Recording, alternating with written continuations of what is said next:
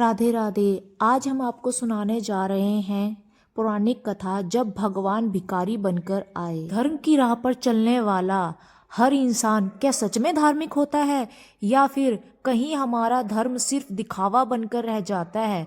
आज की यह कथा हमें सिखाएगी कि भगवान मंदिरों में कम और इंसानों के हृदय में ज्यादा बसते हैं। आइए कथा का प्रारंभ करते हैं। बहुत समय पहले की बात है। एक समृद्ध नगर था। सुंदर मंदिर, चौड़ी सड़कें और धन से भरे व्यापारी। इसी नगर में रहता था सेठ धर्म। वह रोज सुबह स्नान करके मंदिर जाता था, सोने चांदी का दान करता और गर्व से कहता, मेरे जैसा धर्मात्मा इस नगर में कोई नहीं।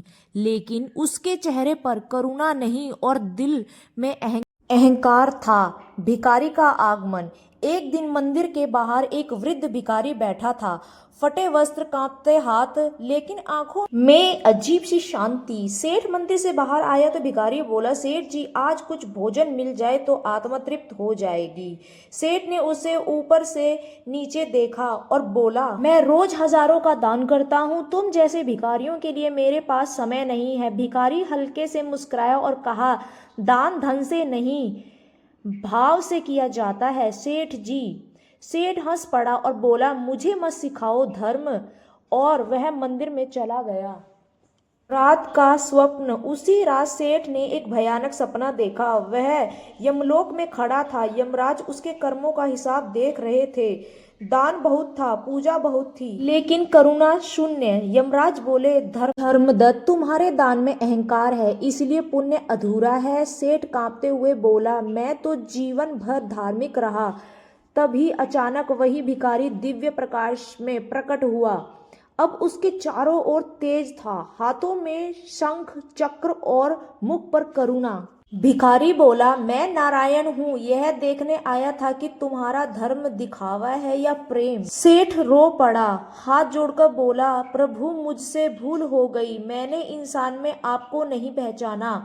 भगवान बोले, जो भूखे को भोजन नहीं देता उसका मंदिर जाना व्यर्थ है। सेठ की नींद खुल गई। उसकी आंखों में आंसू थे और हृदय कांप रहा था। सुबह होते ही सेठ दौड़कर मंदिर पहुंचा। भिखारी वहां नहीं था। सेठ ने उसी दिन भोजनशाला खुलवाई, गरीबों की सेवा शुरू की और अहंकार त्याग दिया।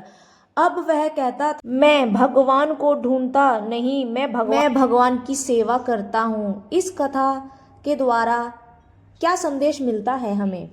सच्चा धर्म, करुणा, सेवा, अहंकार सबसे बड़ा पाप। भगवान हर भूखे, दुखी और असहाय में बसते हैं।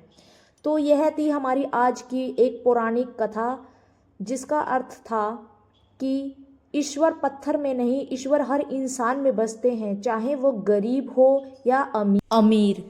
यह थी हमारी आज की कथा। इस प्रकार ऐसी ही कहानियाँ सुनने के लिए हमारे चैनल को सब्सक्राइब, लाइक, शेयर ज़रूर करें, ताकि हम आपके लिए अच्छी अच्छी कहानियाँ लाएं। राधे राधे, धन्यवाद।